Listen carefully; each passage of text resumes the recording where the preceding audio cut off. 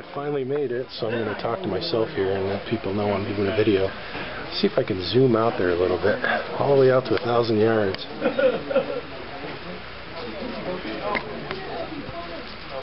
That's pretty darn cool. Huh.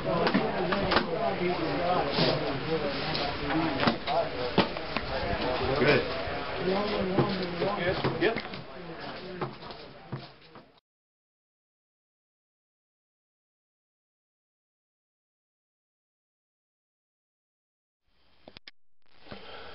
Okay, this is take 3. Now I have kittens in the background meowing. Oh man. Every time I try to do this, something gets in the way. So this time I'm going to try to get through it all the way. So now, here we go. 25 yards, SIG 522.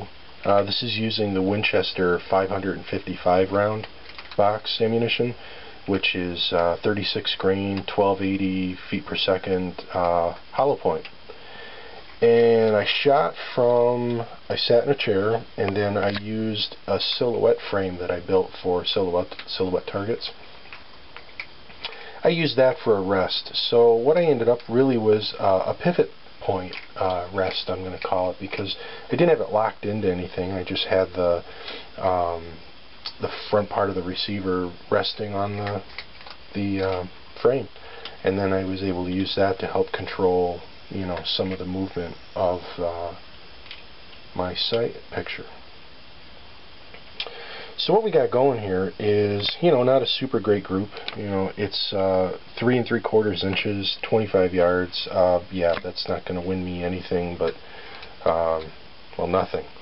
So 2 X's at the bottom. Pull the trigger while I'm, you know, focusing on trigger control, focusing on breathing, focusing on everything, and pulled a couple shots. So I'm going to discredit those from the group overall because they were unintentional shots, which I realize is a whole other set of problems in and of itself. So so here we are. So that's the first round, 23 shots total.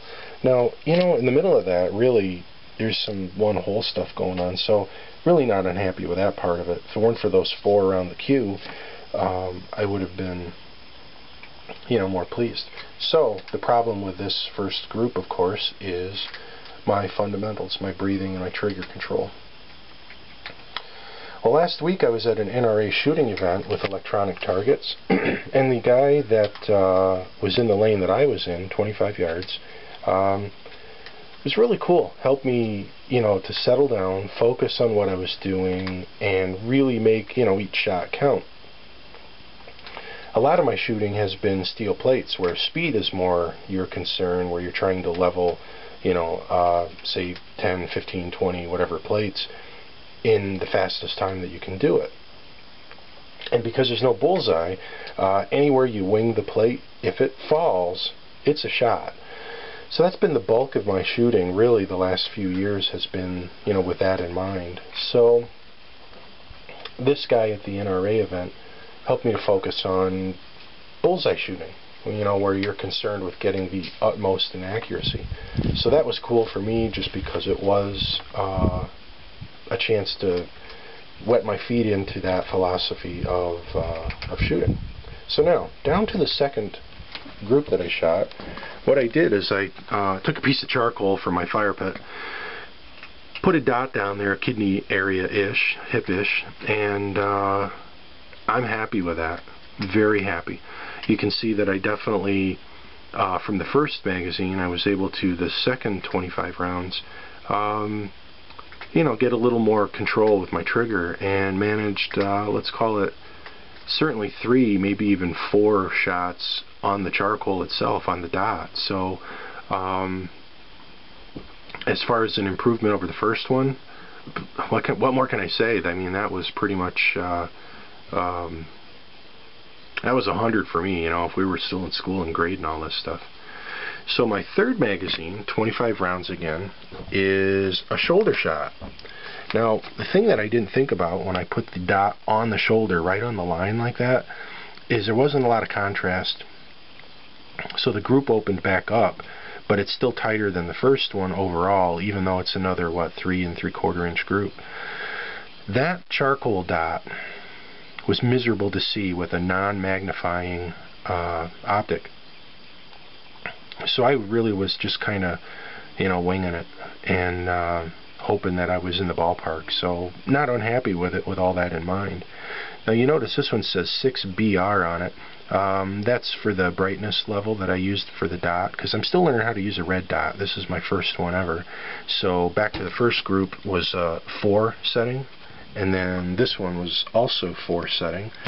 Switched to 6, so maybe that made it open up a little bit. The brightness level was different, so until I learn how all that functions. Now the 4th magazine up here is pretty horrendous. I could hardly see that dot at all, and I did really well the first, I don't know, 17, 18 rounds or so of keeping it pretty close. There's what, 1, 2, 3, 4, 5, 6, 7, 8, 9, 10. I guess there's 10 that are touching that charcoal dot, which is what, about 1 1/4 inch, let's say, in diameter, 1.5 inches maybe.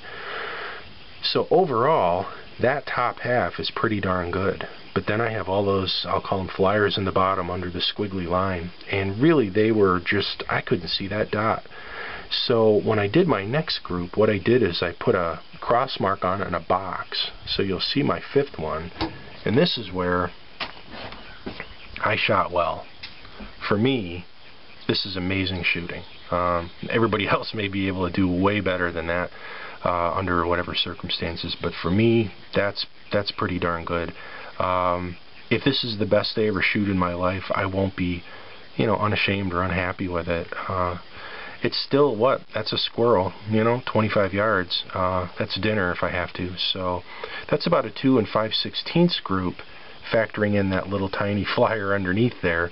And if I eliminate that, it opens up to like, 2, 2 1/4, something like that. So just, a little bit less.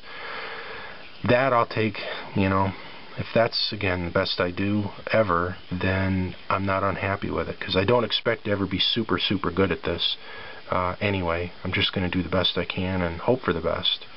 So the 6th one was another shoulder shot, and you can see where,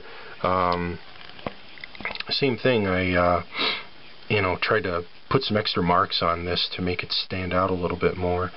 And this time it was 2 magnification, by the way, or I'm sorry, 2 brightness, as was the 5th magazine. Those were with a 2 brightness dot, and just experimenting. And I don't know, that might have actually helped me out, because you notice those are tighter and grouped a little bit better. This one's also like 2 5/16, give or take, so about the same as 5. Not unhappy with this one at all. More squirrels for dinner if that's what we got to do someday. So at any rate, that's the headshot. So this one opened back up. I didn't measure it. Whoops, forgot to. And I'll be honest with you, I know this one opened up because by the time I got through the first 150 rounds, these last 10, my right hand was pretty tired, pretty sore. The amount of concentration it took for me to try to, squeeze that trigger slowly and gently until the surprise break happened. It took a lot out of my hand, and I've said in other videos, I've got a little bit of problems with hands, a little bit of tendonitis, arthritis, probably a little bit of, what's that, the one that the computer people get, that's awesome when you can't remember something. Boy, you can't even talk. So at any rate, whatever that is, maybe I'll annotate it, it's not worth it, but, I just got some hand problems. Enough, right? Just move on with it. And so this one opened up, but I do have 3 black dot hits, right on the nose, and that dot's 1 inch. So from this to this, or more accurately, really, from this to this, how can I complain? If I could get that much better in one day forever on everything I ever do, that means I might actually make something of this someday, and truly don't expect to, but sure would like to be, excellent. I've always wanted to be, good at everything I do, and so I work hard at it. One last thing, I figure I'll close with this. There's the round that I use, the Winchester 555 rounds, and as expected, flawless. No problems, no misfeeds, nothing at all with the 522. So the 522 as of now has, I believe it's approximately 900 rounds. I think I've been keeping track of it, and a little better track of it lately. So I'm right around 900 rounds and no failures, except for that one that I still think might have been a primer issue, not a rifle issue. So if I back out of this, this might be kind of cool. Let's see what happens. I'll turn the camera as I do it, and so there's my FBIQ target sighting in. Oh, hey, that reminds me, one quick thing. I did make, it was either for the second group or the third group, I forget. I think it was the third group. I did adjust for the windage on the red dot by about 3 clicks, and it seemed to center it a little bit more for that one, or that one. That's funny. I knew if I didn't write it on the target at the time I was doing this, I wouldn't remember. Well, guess what? I don't remember.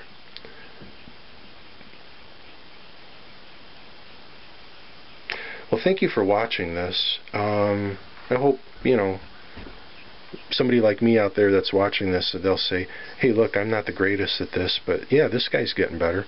At least I feel like I am. So hopefully this will be an encouragement to someone who says, I've really wanted to do this for a long time, like me. Never had the money or the time or the whatever, like me. But they're still going to go for it. So go for it. Make the best of it. And enjoy it. And above all, bring somebody with you. Find a family member, find a friend, find a liberal. Teach them to shoot, Teach them the enjoyment of this. Thanks. Bye.